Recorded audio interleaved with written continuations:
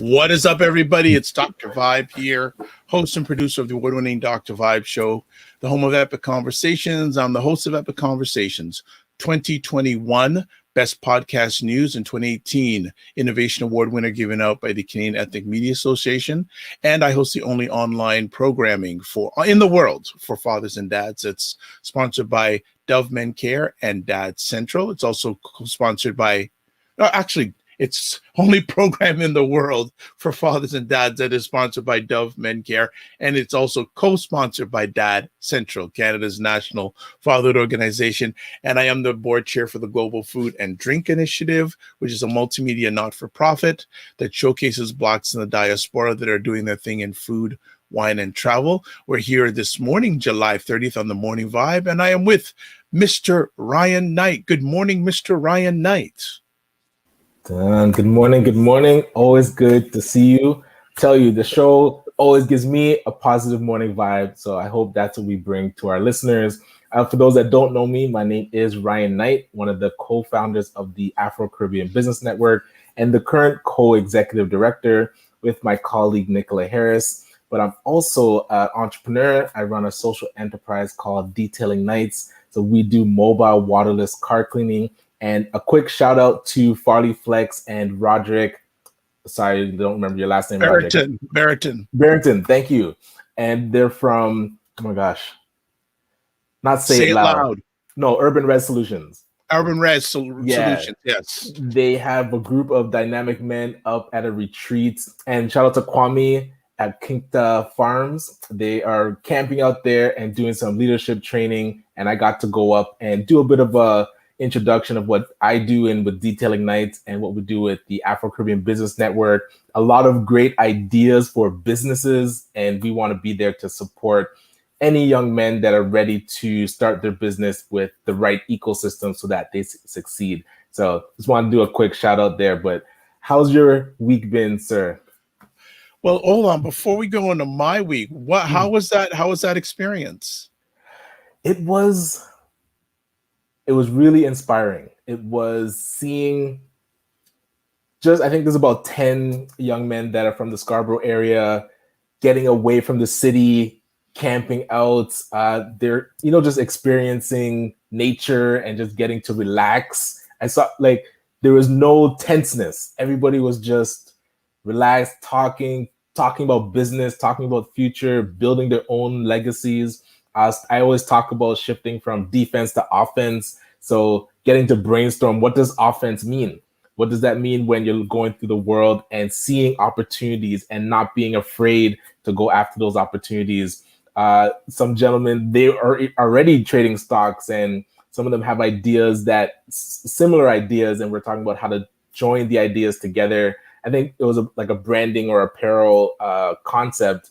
I was like, well, if there's 4 of you that have that concept, have we thought about how to do it together? So making sure we're sharing ideas and really thinking more collaboratively was what I walked away with. But it was so inspiring just to see, that table of Black men around it and brainstorming about their future. So thinking beyond just surviving the week, but really getting to expand their minds. I thought it was awesome.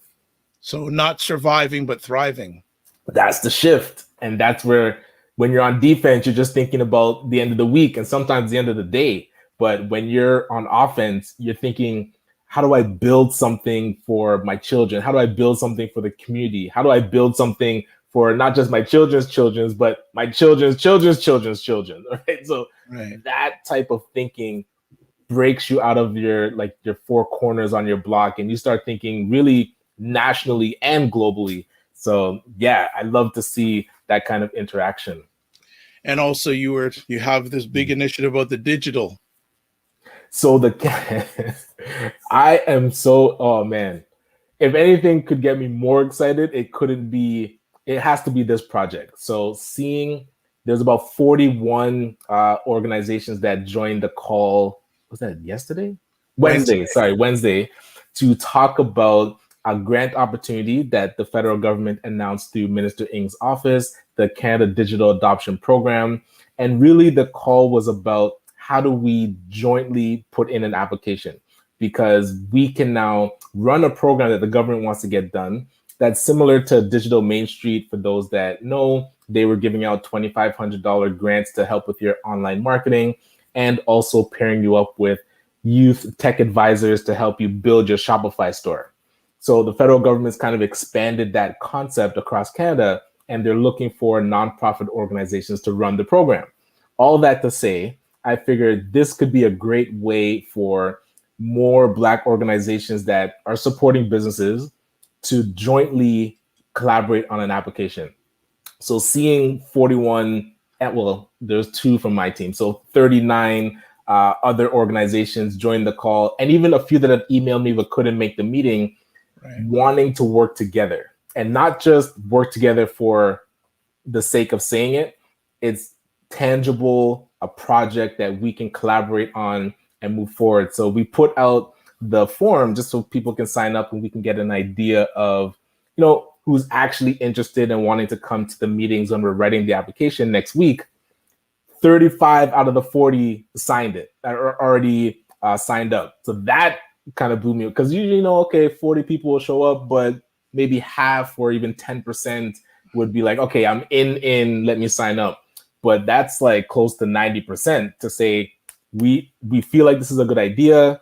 We want to work with you. And so seeing this progress has really been it, as I feel like we're getting closer to convincing you, Dr. Vibe, that the community, the Black community, is a real thing.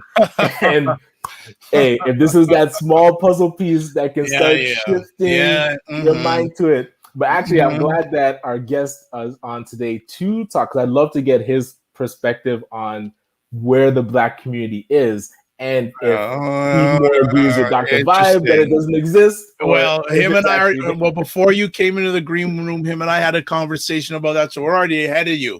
So I think properly, because you know this young gentleman much better than I do, though. Interesting enough, before we came on live, he remembered that 10 years ago I interviewed him. And that's the last time I've had him on this platform. But I think proper would be for you to introduce our friend to the stage. So I leave it up to you.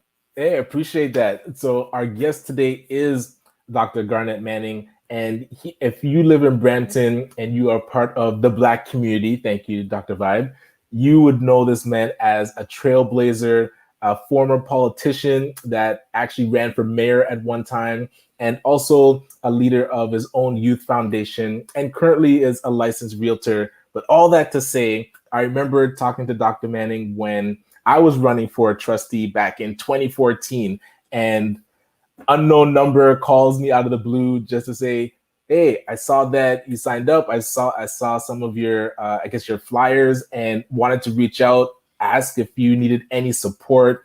And we got to chatting about politics, because listen, I was completely green in the arena, and Dr. Manning was much more versed in, because he had already won as a counselor seat.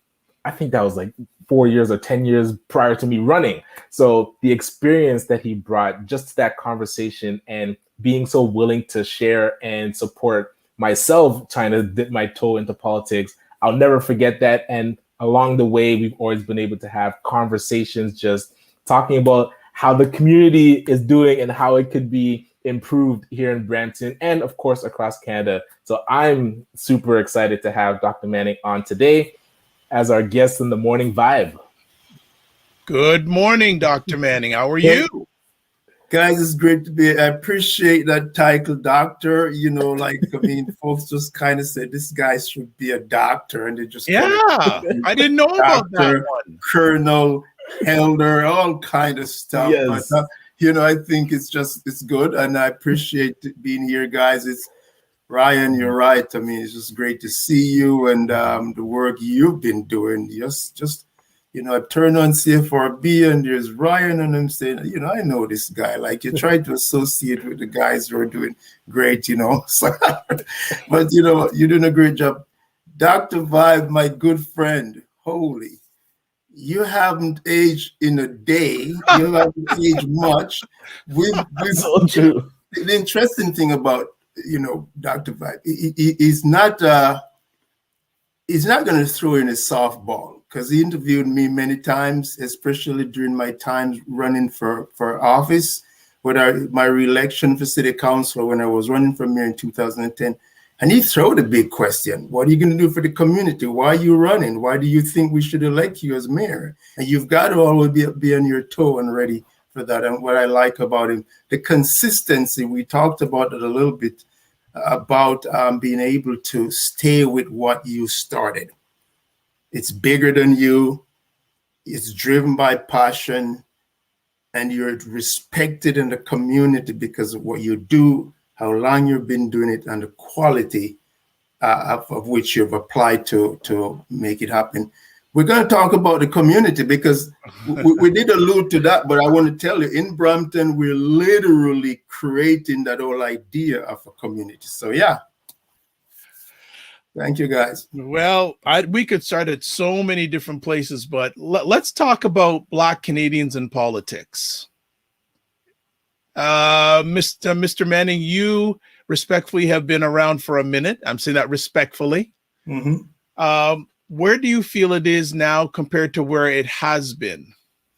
Right. So I have to say that I am very pleased with where we are politically. And as I was saying, for example, in Brampton, in the next 18 months or 16 months, we will see 3 major elections in this country.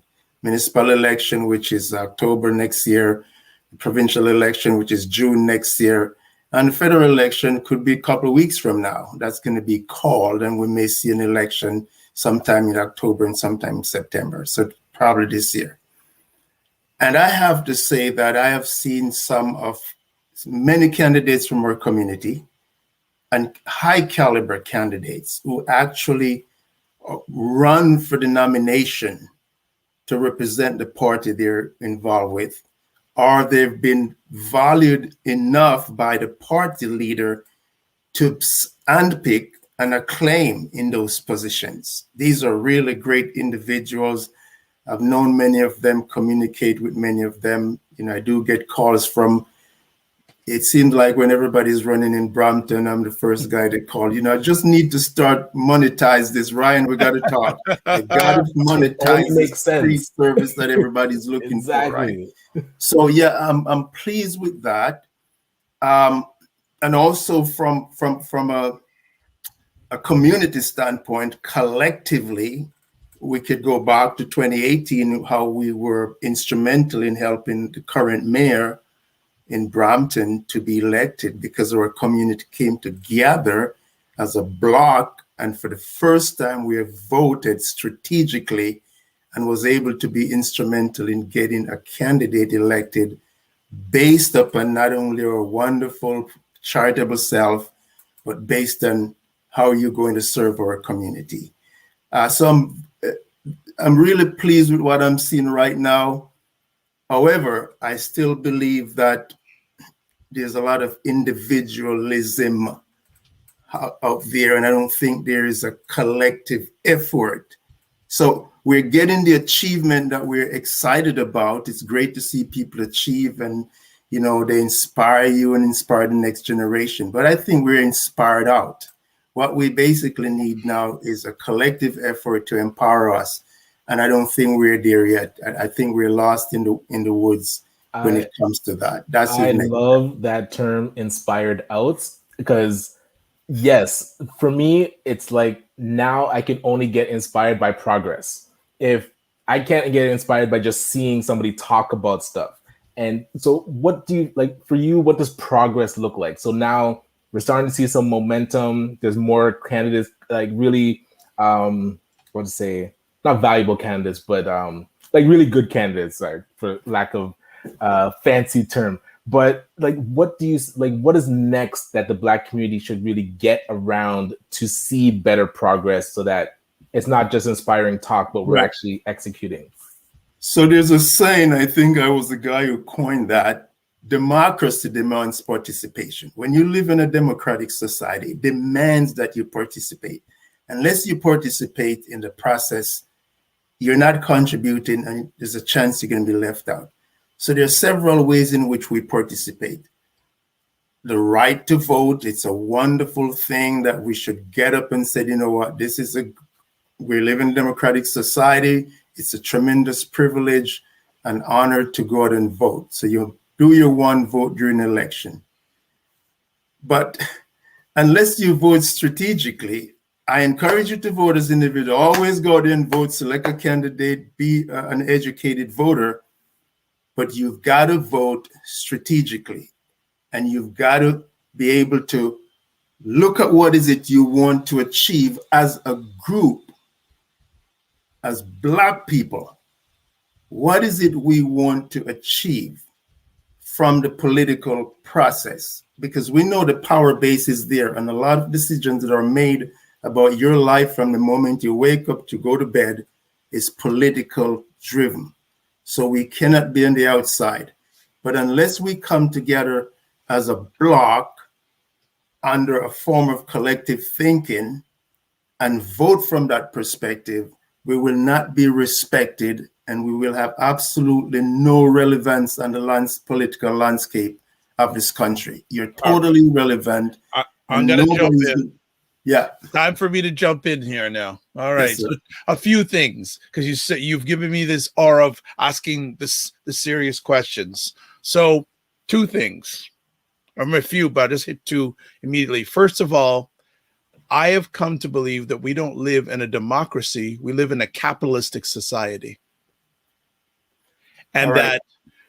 that politics are important, but even political candidates need to get funding. The economic vehicle is very, very important. So I feel that the economic factor is as, if not more important than the political factor. Your thoughts? You need both.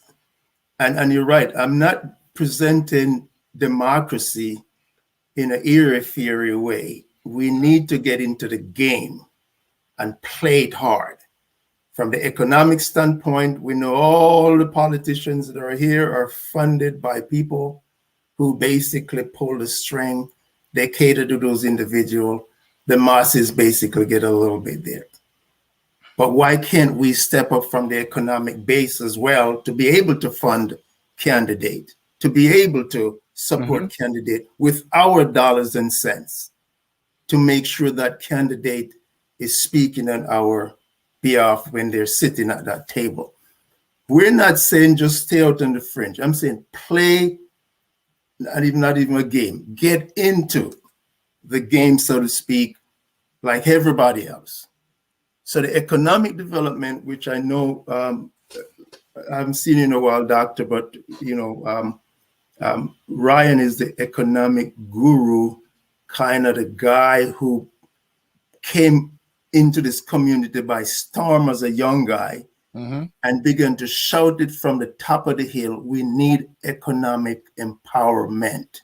We need economic empowerment.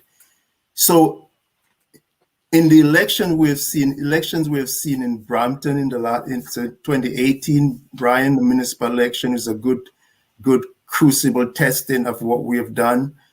We were able to not only collectively come together, support certain candidates, sat with those candidates and do the interview and say, look, we've got several meetings with you. Why should we support you? And these are the things we'd like to see happen if we support you and you get elected. And we put our money where our mouth is as well. and help those candidates to be there. It's a little step, one small step, but doctor, unless we approach it from that perspective, we're going to be just having people. We said, oh, look, and John Brown is now an MP. Oh, look, and such who was in the news. Now she's elected, and we're happy about that sort of stuff when none of these individuals can do one iota for us. So the economic piece is important, but I still believe it's a powerful twin. It's a twin that we have to know how to work. What could we do to actually move that forward? Like, it's great to talk about, we need to have that kind of collective thought.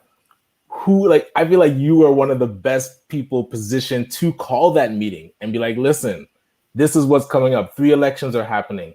These are the types of conversation that we should be having on a regular basis. If not you, who else do you feel could actually call the community together to say, okay, what is the game plan? And then also getting the different parties or the municipal candidates to present their plan to the Black community and say, hey, this is what we will do for you if you're elected. Like, what would be your plan to that? So to answer that, no, I go back to why, Dr. Vibe just even scoffed of the idea of a community, because it's a good question. Is Garnett Manning a leader of the community? Is Ryan the leader of the community?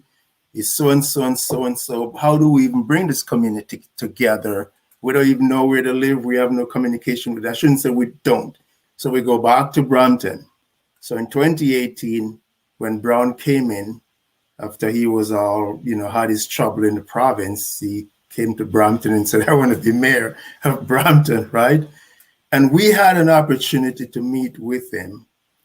And for the first time as a community, we got involved seriously political. And I'll explain. Linda Jeffries was the mayor who had a lot of Black friends, so to speak, people within the community. Because, our community are made up of a lot of different folks with different interests, especially the charitable organizations and so on. And these are individuals she had many of these friends. But we were able to have meetings with Mr. Brown, community meetings, 70 to 80 people, 3 meetings, a total of 150, about 200 people, sitting with him and said, listen, the Black community is the second largest people's group in the city of Brampton. We're over 100 and, what is Brian, 100,000 of us, a vast majority. Yeah, how much? Over 100. Yeah, a vast majority of us vote. We no longer are charitable people who is going to give away our vote because you come in and shake our hands and smile with us. What are you going to do for this community? Here are some of the things that is happening in the city of Brampton with our community historically. We're shut out of many things. We can't get jobs in city halls. Nothing happens. Our kids are being disadvantaged. As the leader of that community, what will you be able to do? We have a 10-point plan that we outline. This is what we'd like to see happen if we would support you. Linda Jeffries then called a meeting with her friends that she knew. But some of those friends said, listen, we've seen you for 4 years and you haven't done much. For the first time, this community put aside friendship, this cushy friendship, and decide to think about the community and where we are going politically, how will we be empowered. And we literally make the move and we said, we're going to support Brown. And the word on the street was the Black community has gone brown, right? And we were able to bring in 5,000 votes. He won by 3,000 change, 5,000 and change from our community. The first time we were voted as a block of people.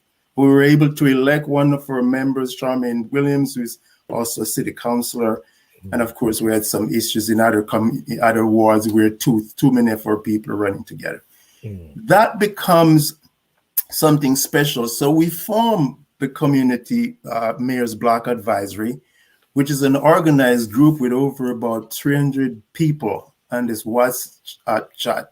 So within no time at all, we can call a meeting. So when we had fight with the Peel District School Board, that it has a history of just, problem with our young people. By the flick of a finger and a button, we were able to fill that place with over 300 people. So we're taking advantage of that kind of collectiveness. And that's why we have so many good candidates right now. And everybody can interview the candidates. We can become very knowledgeable of these candidates. So I have to honestly say, I'm really excited about where we are. And hopefully we can make that become the norm as opposed to the exception. And hopefully we can take that to Durham and Pickering and all these areas. You have a lot of Black people living randomly, and all they have to do is to point on one good old boy, and that good old boy basically, stand in the way of the community progress. I see that happen so many times. Nice. Well, what we're going to do, we're going to take a quick break. As you see that Dr. Manning is dropping knowledge bombs this morning. And thanks everyone who's watching this live on the replay, especially if you're watching live. Please feel free to put in your comments. We love to get them. And we're going to be back after this little break. And I have a very interesting question for Mr. Manning when he comes back.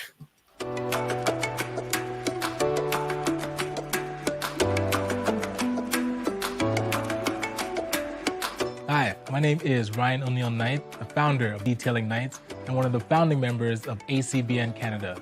Our vision is to help unite and educate Afrocentric entrepreneurs so they can grow their businesses in a successful and sustainable way. We're helping businesses increase their sales and operations by providing networking, training, and consulting. So as a business owner myself, I found it difficult to find like-minded individuals, especially in my own community, that were doing things on a regular basis to help our businesses grow. ACBN Canada is that solution. We've created this community to surround your business with support to help you increase your sales and your profits. With expert workshops and masterminds to help keep you accountable, come and join us and really get to the next level.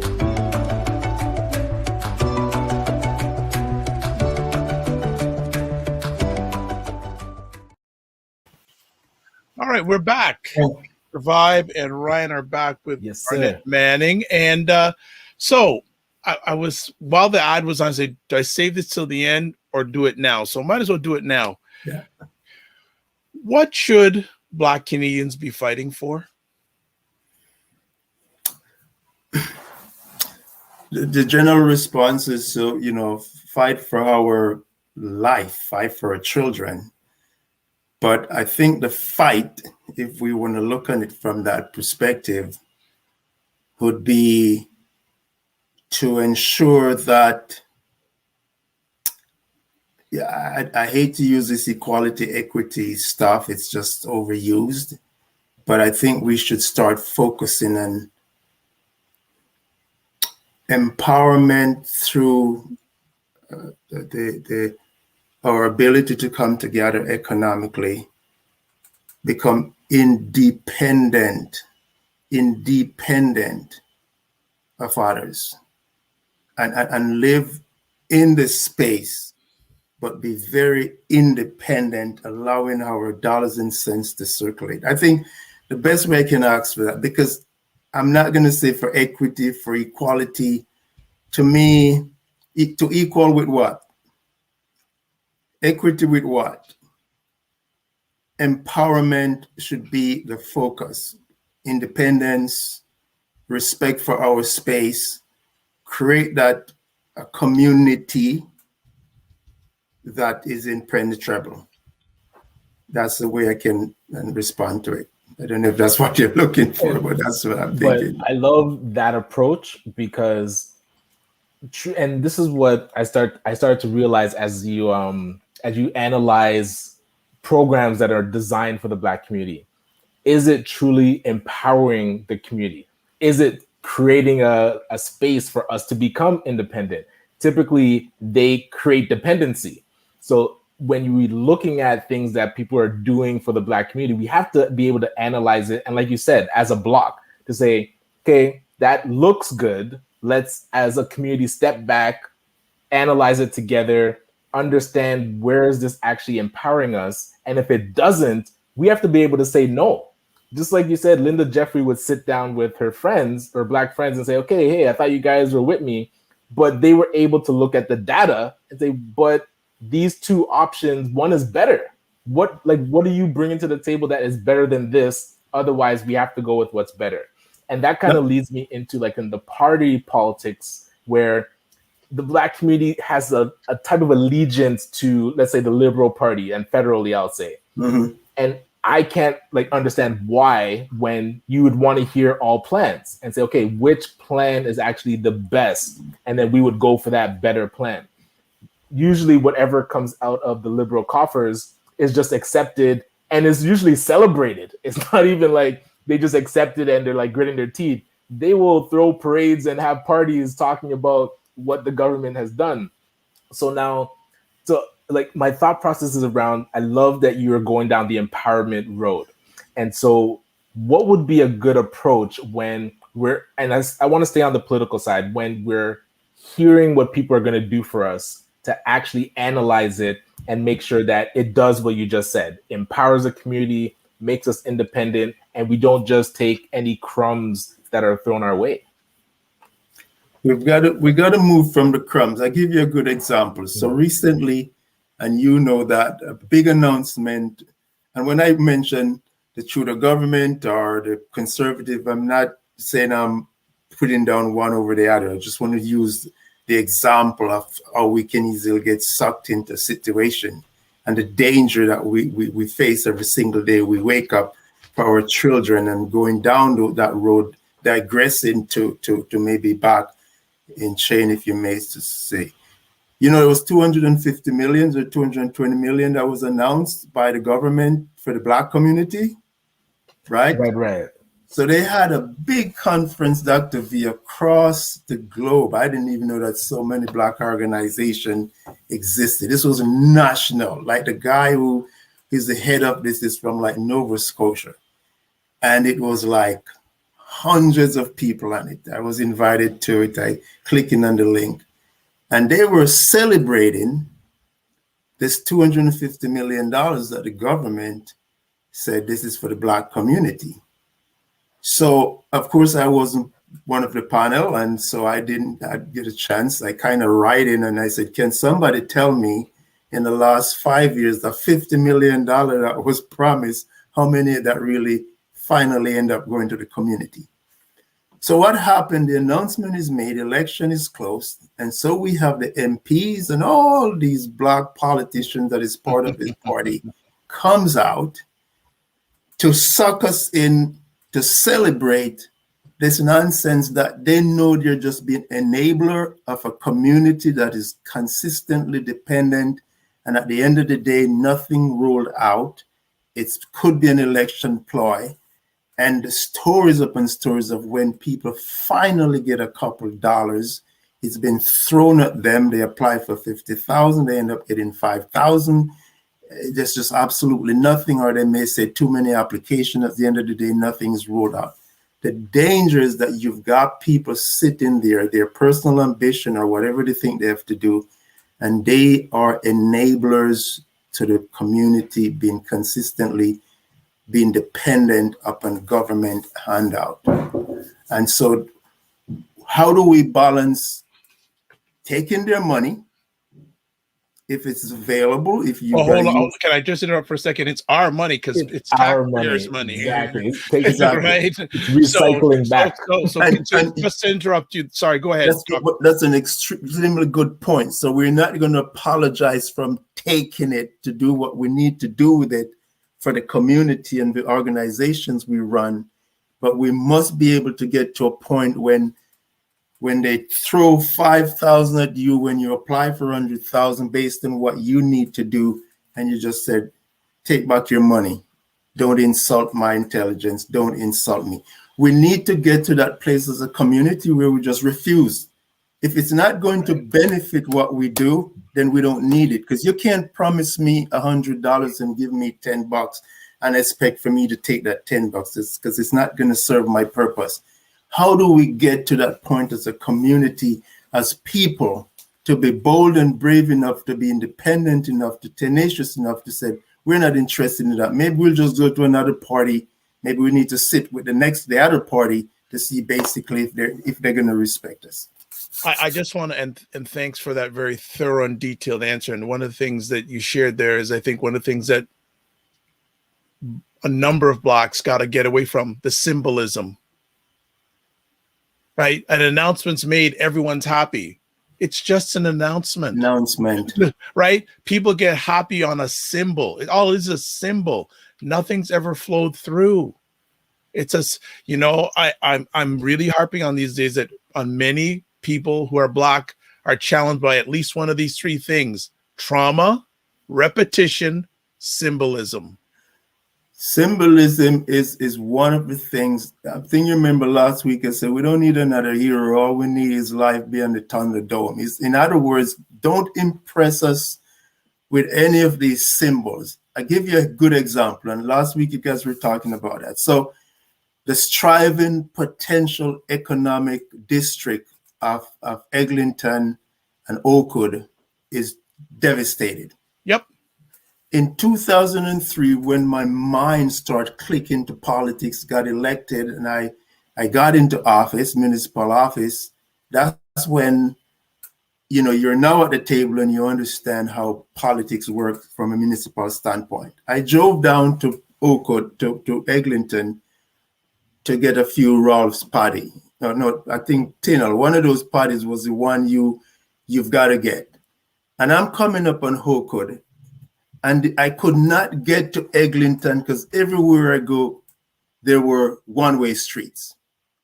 You can't. It's totally one-way street. And by the time I stop in a few minutes to buy my patty, I got a ticket. Okay. So, all right. What is happening here? What is happening here is that a concerted attempt to literally destroy this particular Black focus marketplace by the people around with power, enabled by their politicians. Because at the end of the day, it is your municipal politician, government, your mayor that makes the change. While these individuals are selling their stuff and in their barbershop, like we said, they're clueless. It's like you're sleepwalking. You're clueless of what is happening around you. You're not even engaged. You have no political clout. You're building economic strength because it's a marketplace, but there's no political clout involved for you to even understand how the process works. That they have set their bylaw officers and you like wild animals. So by the time I stop, why am I going to go buy patty for $3 and get a ticket for $15-20? So I have not been down there in a long time. Why do I go through all the trouble of trying to come through and cut through and I can't? It's because concerted effort to destroy the economic health of a community, but the community wasn't aware of what was happening. That's an example of ignorance and symbolism. I'm going to piggyback again. And for people who are watching this worldwide, we're talking about Toronto here. So some people are going, Brampton? What's Brampton? Brampton's a part of the Greater Toronto area. Yeah. And Eglinton Oakwood for many years was known as Little Jamaica. Actually, I spent a number of years growing up off Marley Avenue, for people who know where that is. So I know I went to some early years in my life in that area. But again, there's another concern, and you know, kudos for them having the market there. I know Ryan's been there, but unfortunately it can't get far because one reason, as Mr. Manning said, political, and two, Blacks don't own any of the land there. No. So we get an heritage. It's a little heritage place saying, oh, you know, it's we get a little plaque says some heritage. Symbolism. Symbolism again, and nothing wrong, yes, but you know, unfortunately a lot of the owners there that were there for years and years and years didn't think about possibly buying the land. And even if they didn't get accepted, I would have loved to have asked some people down there, did you ever think about buying what you, because at least if you get pushed off, you're going to get money for it, right? It's a commercial form of gentrification, really and truly, right? Because we think about gentrification just with residential owners. Gentrification happens at the commercial level too. As well, like in this city where you see all these condominiums going up, it's gentrification, push them off. And what's the common thing, whether it's commercial or residential gentrification? Land. Oh yeah. And that's where, like, when I talk about shifting from defense to offense from the 90s, I mean, people have been living in Little Jamaica from the 70s. Nobody was coaching us to be on offense, to see what opportunities are there to purchase that land. Even Regent Park, same thing. I'm going to interrupt you there. I say, I agree with you coaching, but that brings up another challenge that many of us have. We don't like working with each other. We don't trust each other. Because there was enough owners down there. And again, I'm only saying it from where I am, but I would have liked to know, and maybe what needs to be written is a history of Little Jamaica and do some interviews to find out, did you ever think about buying? Did you ever think about reaching out this? I think that some of them would have thought about it, but because they would go on it after it on their own, the person that, let's say the landlord, wouldn't take their deal. But if they came together, let's say 3-5 barbershops said, you know what, we're going to buy that corner that's now available, they'd be able to put in an application or a proposal that the landlord couldn't refuse. You know, it'd be interesting. How many different landowners are there in that strip of Little Jamaica? Something tells you probably no more than 3 or 4. If that. Yeah, pretty much. If that much. 2 or 3 was really, really doing well with really renting you stuff they haven't even done much work on. Just a literal disrespect for the community there, but folks just want to sell their stuff and move on. But to this point, Ryan, and I'm wondering if it's because of the early stage of people coming in from the West Indies that has created that level of ignorance and exploitation. Because now we have a Ryan Knight kind of guy who would say, okay, let's organize ourselves. Let's do some education. We're getting that in Brampton because almost like you don't even think, I mean, every day you have people coming in and said, we need to make sure we own our home.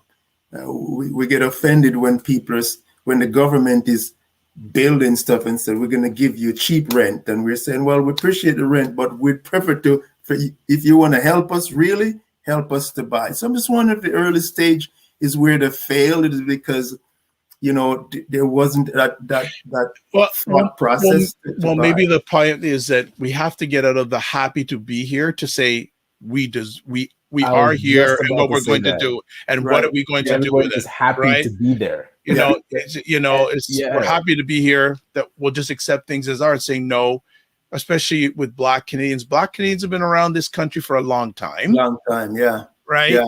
So it's not the happy to be here. We are here. And let's drill our roots. Again, both of you are from Brampton. Again, look at the South Asian community, what it's done in 1 or 2 generations. Less than that, yeah. Right? Yeah, less than that. They've got it down pat. What's missing with Black Canadians? Like that was one generation. Because I moved to Brampton when I was 7 and I'm now 38. And we were like the first Black residents coming to Brampton then in say the late 80s, and it shifted from white dominated to now a few Black families moving in, and then over 30 years the South Asian community was built. And so that to me should be the blueprint that we look at to say we could pick any city and purposefully move to that area and start building Black communities, because I've seen it with my own eyes. The key is purposefully. And when you build your community, because you understand that there's always that natural pushback whenever we're striving. So you have to build with strength. For example, I was the councillor for Springdale Castlemore, which, as you know, is 90% of the people there. When I was there was 80% South Asian. So I was able to be the city councillor for that incredible community, get deep into the community, know the community, be respected by the community. Lots of my voters are from that community. You cannot have Peel police running siren in that community, raiding anybody's place unless it's very legitimate. That community was so strong that you don't dare have a cop come in there and beat up on anybody. They wouldn't even touch that place. I use that example and say you've got to build with such strength to protect your community, not only economically, but you've got to you have to have some influence enough to be able to protect your youth when they're coming home and they're chilling out in your community center. No outside interference that's going to come in and mess up your community. For example, Brampton West is where a lot of our people are. We could say there's a huge Black community there, but it's a huge Black population in Brampton West. Hopefully we can turn it into a Black community, right? But we had a conversation in one of the mayor's advisory meeting, and we do once a month meeting. We bring in whatever is happening in the city, we bring in the staff with that particular department, and we have a conversation with the mayor, and we learn about not only Black history, but where parks, and we build how many buses. So we're talking about housing. And the gentleman who came on in the planning, I think we were having this discussion in planning. And the first thing he said, I think we're thinking about building some affordable housing, and I know you guys would be interested in that. Maybe we could build that in Brampton West. And I'm figuring, buddy, here we are having a high-level conversation, and immediately you're going to start building affordable housing in a community of people who own their home. 90% of us in Brampton, Black family, own their own homes. They're not there renting, but immediately they're ready to build that in your community. Doesn't even know. So you have to be vigilant enough to say, where is this building going on? What is this building like? And so when Trudeau came into town and he announced this project, it was a huge not-for-profit thing in Brampton West for some reason. And the community themselves, so why are you building this here? Not that we don't want it, but why is it there? Is there a reason why you think you should build it here and not in someplace else? That's the problem we face. You have to be able to grow and protect your community. Mm-hmm. And I'm not against affordable housing, but I'm just saying the perception that you have to build it in an affluent Black community, right, is problematic. Well, and that's where us receiving initiatives instead of us demanding initiatives, because that, like and you said it right, those residents in that area, Brampton West, if they had the community that Dr. Vibe envisions already in place, they would have put the plan together to say, what does it look like? What does this community look like 5-10 years from now? What should we propose to the federal government that is needed to be built here? And it might not have been affordable housing. It could have been something else. So that's where the miscommunication is, because Trudeau probably has people come into his office or getting emails saying, oh, Canada needs more affordable housing. So he just kind of throws the dart and is like, oh, Brampton, let's go build it there. And it's like, that's not where it was needed. But they're just answering like a national call, but not understanding the city needs. But we have to bring what those needs are. And just like you said, the 10-point plan that was presented to Mayor Brown, that was us bringing it to him, and not him coming up on the podium and saying, hey, I'm now here in Brampton. This is what I'm going to do for the Black community. And here's my 3 ideas. And, applaud me and vote for me. It's like, no. Reverse. We have to take ownership of what do we need to empower ourselves, and let's start making that plan and presenting it accordingly. So we've got a question here from our regular Christopher saying, so what can we do to generate funds to open up a mini store as a project? Well, the funds are there. So I wouldn't say it's the what is needed to generate the funds. Because look, we'll use that $221 million announcement that Mr. Manning mentioned. That you could get a loan with the loan program up to $250,000. That is enough money to start a store. Mm-hmm. Who has put together a concept for the store so that we could go get the money? That's the only difference. It's like and I do sessions about grants and, hey, dude, you awake? I'll be right back. You want someone to say hi? So we do sessions about the money that's Somebody just available, woke up. but it's are we positioning ourselves to get the money with a purposeful idea? The grocery concept is a great idea, but then also there's grocery stores already that we could approach. Let's say Afro-Can Caribbean supermarket on airport in near Clark. We could approach them and say, listen, we want to open a franchise of your store on the west side of Brampton because they're on the east side. And we will get the money. You let it, hey, if it's 100,000, 200,000, we'll go get the money so that we can get all the stuff and start it in the east side. That's what we should be bringing to the table. Where are we going to put this money? What is the plan? But so we can get the 250 with no plan. It's even worse because now we have to pay back that 250 and we're not actively using it properly. So the money is definitely there. If we could call that meeting and say, hey, we need another grocery store, I would be there, and yeah, let's do it together. So politics is about numbers, and politicians gets really scared when they know you have big numbers. And in order to get those monies, which is our money, but the way it's controlled, you have to be able to sit down with this politician, with the prime minister, wherever he is, and say, listen, here are the projects we have that would empower our community. Because legitimately, we can show the statistics and the data of the community being disadvantaged in certain ways. But this is what we need, this is what we're doing. And we need X amount of dollars to be able to do that. They're going to say, well, we don't have anyone in your community that can stewardship this money. We're going to give it to some group over town and they'll give you a couple of dollars every week. We've got to build that infrastructure within our community where we can have individuals who we trust, who are part of the focus and the vision to be able to manage that fund. It's not the government's going to tell us where that fund is going to be managed from.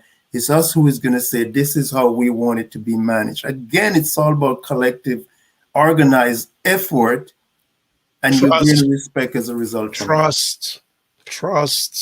It's the TT. Get over the trauma to trust.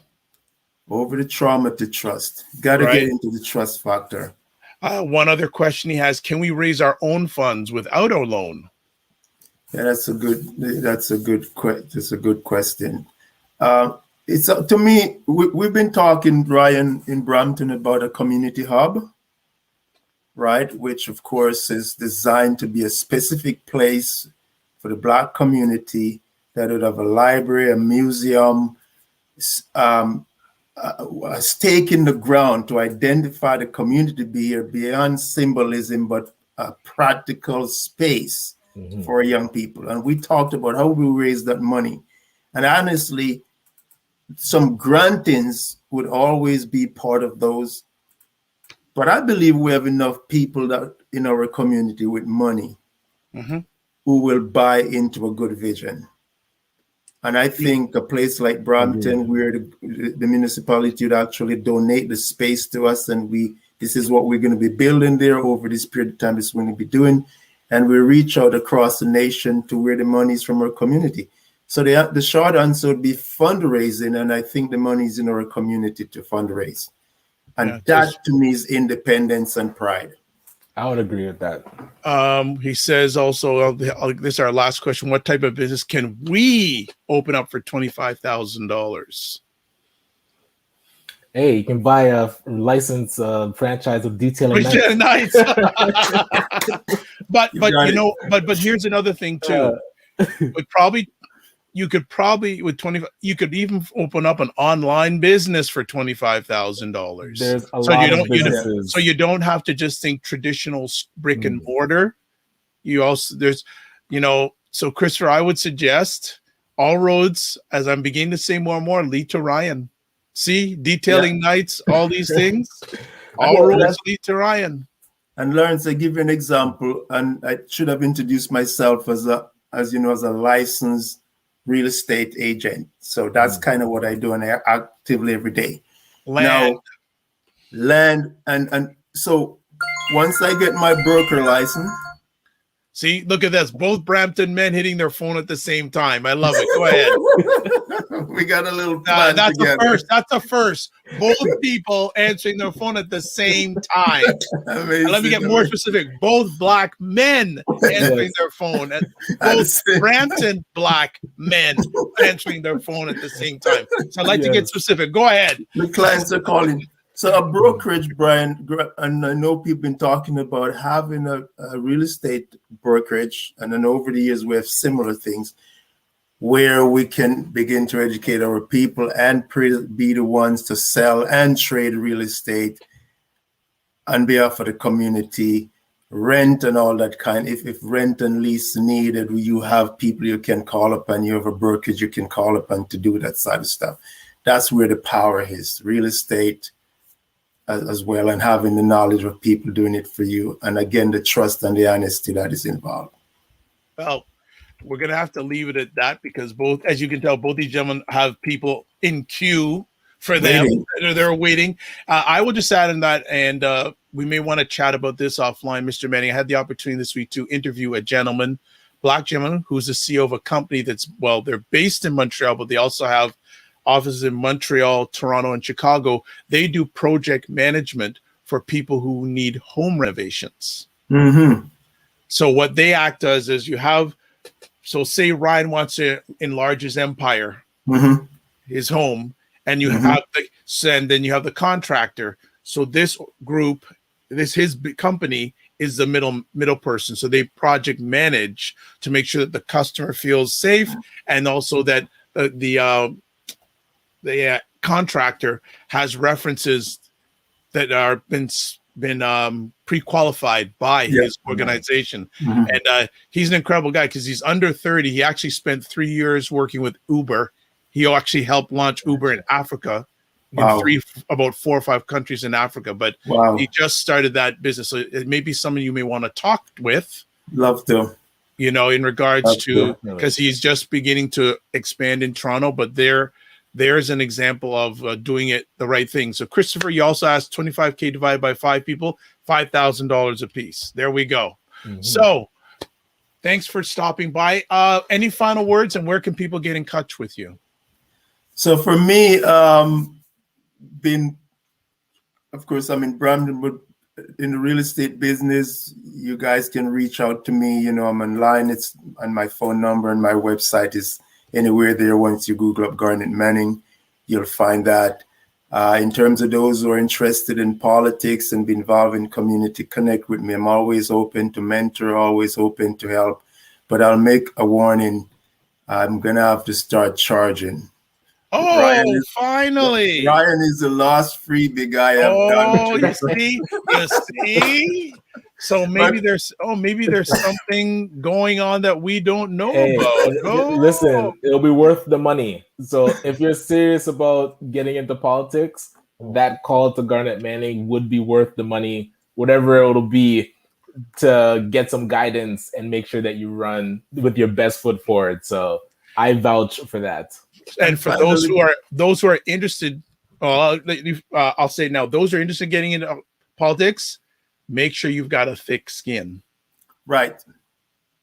It's not for the faint-hearted. No, and it's not where you go to find yourself. That's why you get into trouble. People are struggling with having some kind of self-esteem problem, and they think that the popularity and having some office, you get killed. You've got to know exactly why you're going in there. And when you get in there, focus on what you're doing, and you can come out alive. Exactly. and still having an interview. Yeah, you can come out looking good like Mr. Manning. So just that's his first consultation fee. How to survive and learn that's a good place to start. Exactly. All right, Mr. Manning. Thank you so much. I appreciate it. It will not be another 10 years. No, absolutely. Not at all. Thank you for your time. Thank you. Appreciate it. All right. So, Ryan, it sounds like things. Well, I'm not going to ask any questions because it sounds like something's bubbling, but I'm not going to go in there right now. Sounds like that there's a Brampton, what's the word? Brampton think tank that's going on right now. Hey, it needs to be done. Think tanks across Canada, but hey, let's start in Brampton and show that it can be done because it's needed. Wonderful. And yeah, like Christopher Lawrence was talking about, if we came together and economically started working together, we could really dominate any city that we choose. So I'm looking forward to that. Well, that's fantastic. So what's up this weekend? This weekend, what is up? Yeah, Emancipation Day is on Sunday. Yes. So, they named the park near Dixie and the 407 Emancipation Park. So I know there's a flag raising at City Hall, I think at 10 o'clock. And then at noon till 8, Emancipation Park Day celebrations at the Emancipation Park in Brampton. So trying to bring the family to that. But I know our family was doing barbecues too, so I gotta bounce back and forth. But yeah, look at how this. about yourself? Oh, Miss Harrison, I'm excited for you. Need to connect with you. Let's work on a plan for your friends up north. Oh boy, Pete, I told you all roads lead to Ryan. Told you. Hold on, she is from the Dufferin. Oh, can you put it in the chat, Alethea? Dufferin County Black Business Association, I believe. But yeah, it's up near Shelburne. So I got introduced to her through the deputy mayor of Shelburne. Oh my gosh, Steve Anderson. Yeah, yes, I know that name. I know of him. So I know of him. Introduced us to. That's something and Miss Stevens, if there's anything residual that Ryan leaves that he needs that he can't help with, please feel free to come to me. But all roads lead to Ryan Knight, man. I'm telling you. I'll tell you. So good. Well, yeah. So what we let's see what else she's got it here. Thank you.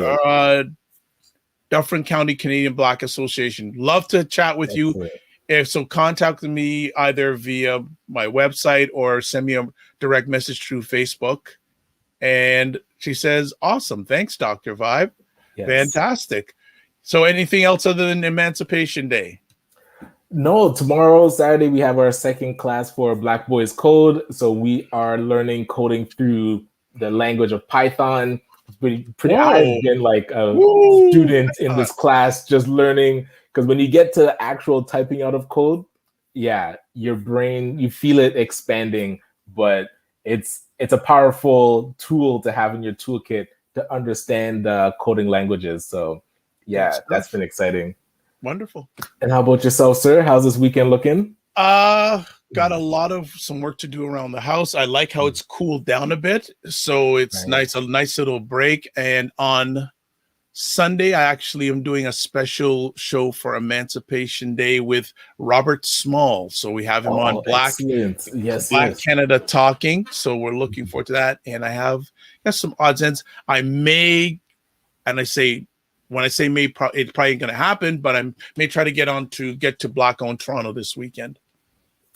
Yeah, let us know what goodies you get from the store. I'm going to survey. I'm going to just watch. At least go get your Ebony Occasions Afrocentric greeting cards. And why would I buy that? Thank you. Support my wife. Okay. Thank you very much.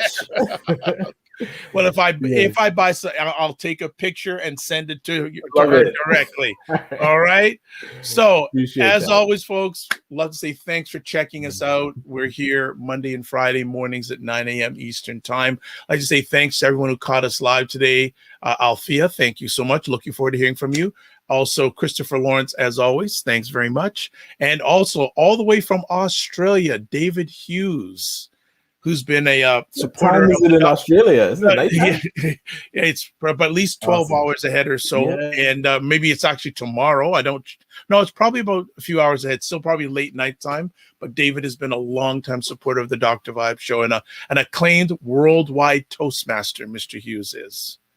So very good to have him on board today. Awesome. So appreciate that, David. Yeah. So what we're going to do here, as I said, we're here Monday and Friday mornings at 9 a.m. Eastern time, then and about.